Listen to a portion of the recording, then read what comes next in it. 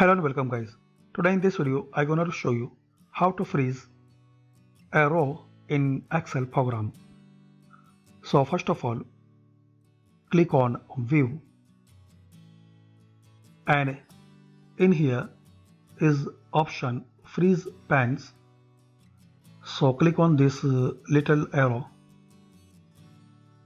So first option freeze pans, keep rows and columns visible while the rest of the worksheet scrolls. So select first one.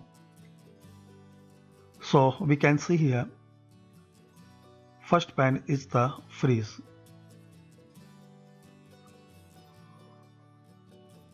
And keep the top row visible while scrolling through the rest of the worksheet.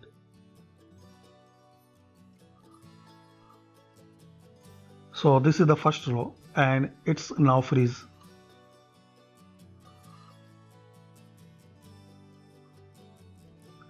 And third option, freeze first column. Keep the first column visible while scrolling through the rest of the worksheet. So it's first column and now it's freeze.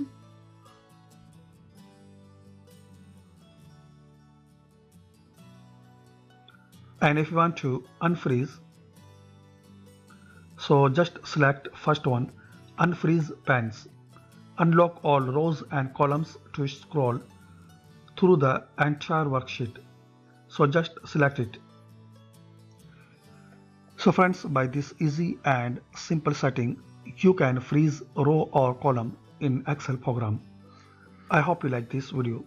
Thanks for watching this video. Please subscribe this channel for more update.